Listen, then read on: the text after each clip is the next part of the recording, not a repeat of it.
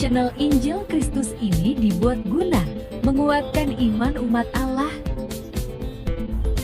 Tonton dan dengarlah sampai habis, supaya kita memahami firman Tuhan. Dan jika sudah selesai, jangan lupa like, komen, dan subscribe ya.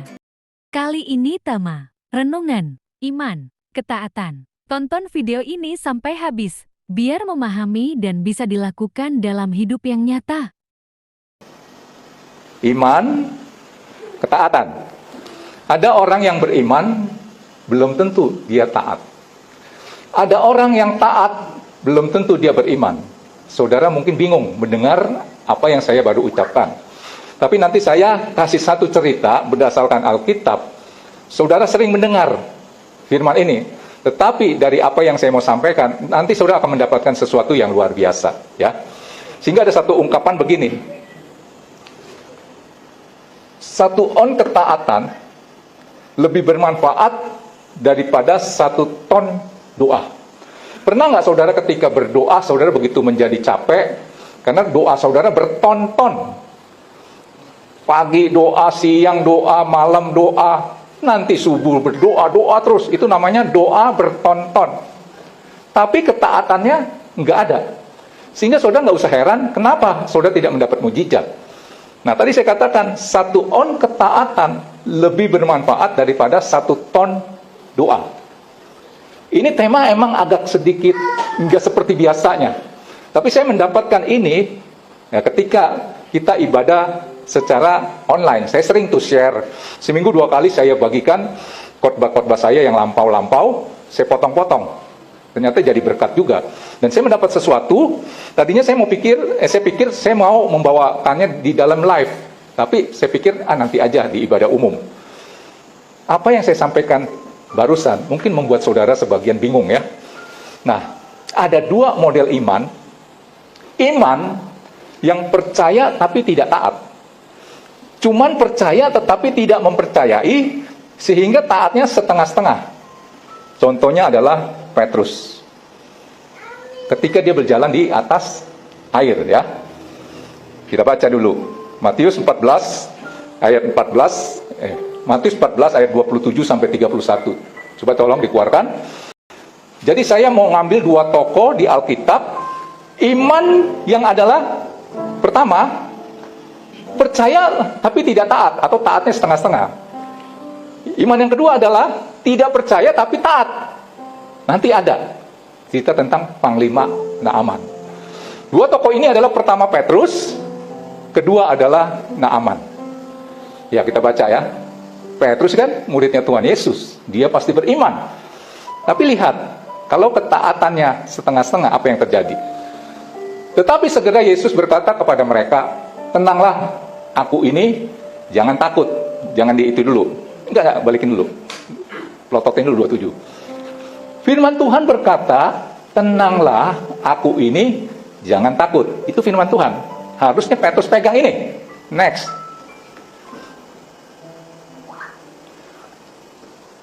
Sebelum kita baca ayat 28, ini cerita tentang perahu yang diombang-ambing oleh angin, dan dalam keadaan bahaya. Datanglah pertolongan Tuhan yang nggak masuk di akal. Kenapa? Tuhan Yesus berjalan di atas air. Saudara punya persoalan, Tuhan tolong dengan cara yang nggak masuk di akal.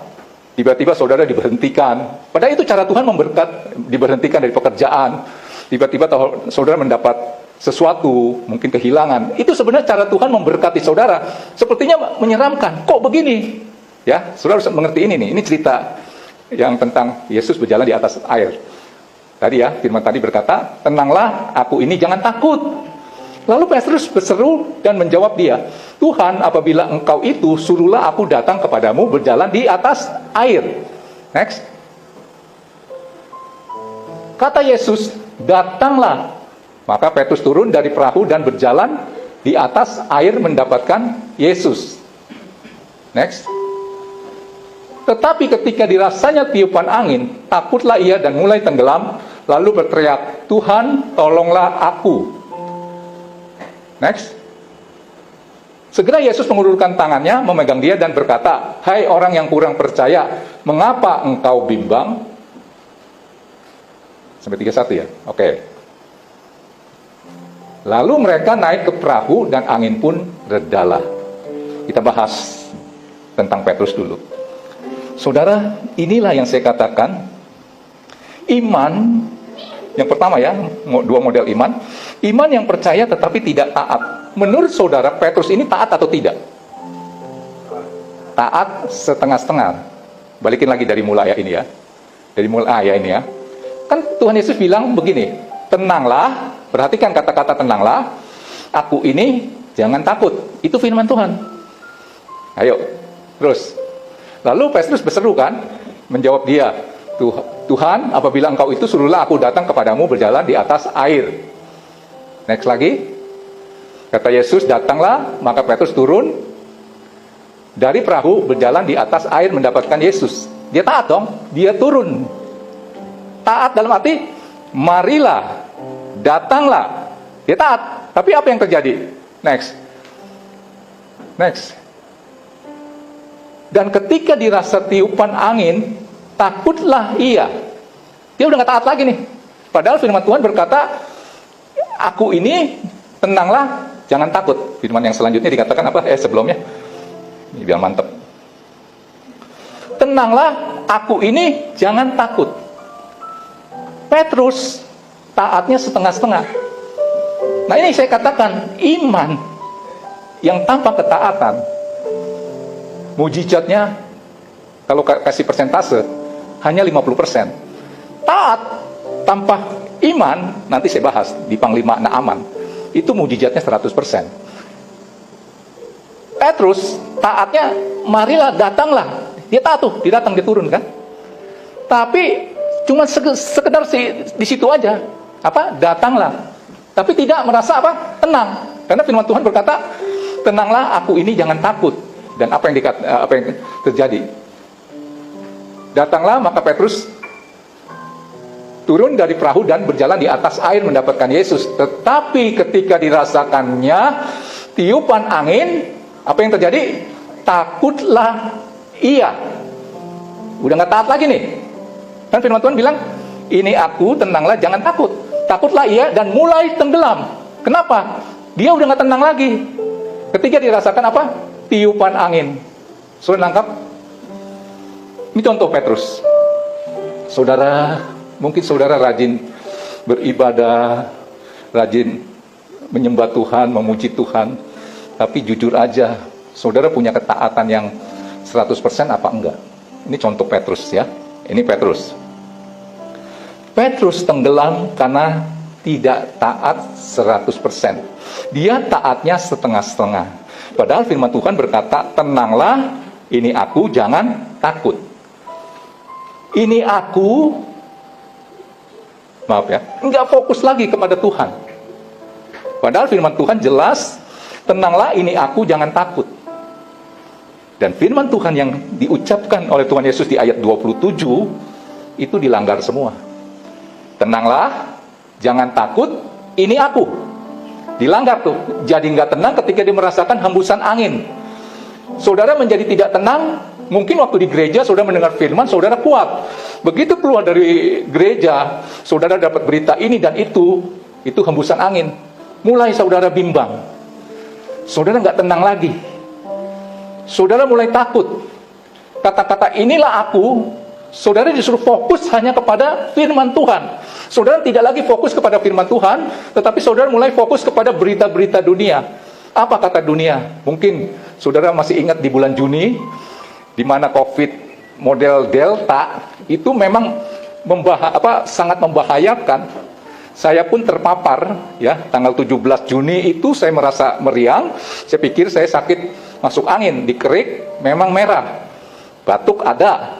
Akhirnya hari Minggunya tanggal 20 itu saya di swab, karena dikirim alat swab itu oleh anak saya. Jadi istri saya swab. Jadi saya iseng aja pengen tahu. Ternyata benar saya positif, garisnya 2. Dan Lucky juga di Tanjung Duren memang dalam keadaan yang meriang, berkata, Pak aku juga positif. Akhirnya kita ambil satu keputusan untuk isolasi mandiri. Saya, istri saya, Lucky tinggal di rumah Lucky, yang lain pada ngungsi, pada ketakutan. Gak berani masuk kamarnya Lucky, paling seperti begini ngelongok. Akhirnya daripada mereka ketakutan ya, dari keluarga Luki, mereka ngungsi. Jadi saya tinggallah di Tanjung Duren. Dan saudara tahu, walaupun saya jago doa, baca firman, saya pun tergoncang dengan berita di WhatsApp. Berita-berita yang bilang, hati-hati loh, yang ini, virus ini benar-benar mematikan. Baru aja tadi pagi, kemarin dibilang, masih WA-WA-an. Besokannya di WA nggak balas-balas. Sorenya dapat berita, sudah dipanggil Tuhan. Saudara dapat berita itu, jujur aja, mulai nggak bimbang. Saya jujur, seperti itu. Petrus pun juga begitu. Padahal kita harus, firman Tuhan berkata, ini aku, jangan takut, tenanglah, aku ini jangan takut. Ini aku, fokus saja kepada Tuhan. Ternyata Petrus nggak mampu. Dia hanya taatnya, marilah, datanglah, dia datang. Tapi nggak tenang, takut, nggak fokus kepada Tuhan, akhirnya dia tenggelam. Ya, itu orang yang beriman, tetapi ketaatannya setengah-setengah. Maka mujizatnya ya setengah-setengah. Sekarang kita mau lihat iman yang taat, tapi nggak percaya ada mujizat. Siapa? Panglima Naaman. Ayo kita baca 2 Raja-Raja 5 ayat 9 sampai 14. Ayo. Nah, Naaman ini seorang penyakit kusta. Suatu hari dia dapat berita dari budak yang diambil dari bangsa Israel, cerita bahwa di Israel itu ada seorang nabi yang bisa menyembuhkan segala penyakit. Jadi Naaman karena mau sembuh, pergi nih ya ke Israel. Kemudian datanglah Naaman dengan kudanya dan keretanya, lalu berhenti di depan pintu rumah Elisa. Ya, terus Elisa menyuruh seorang suruhan kepadanya, mengatakan, pergilah mandi 7 kali dalam sungai Yordan, maka tubuhmu akan pulih kembali, sehingga menjadi tahir. Terus, tetapi pergilah Naaman dengan gusar, marah. Gak percaya kan? Sambil berkata, gua sangka bahwa setidak-tidaknya ia datang ke keluar, berdiri memanggil nama Tuhan Allahnya, lalu menggerak-gerakkan tangannya, tiba-tiba ada sinar gitu. Maunya si Naaman nih ya, di atas tempat sakit itu, dan merasa kesetrum lah, kurang lebih begitulah ya. Dan dengan demikian menyembuhkan penyakit kustaku. Ini Naaman ini mengandalkan dia punya harta. Waktu dia datang ke Nabi Elisa, dia bawa apa?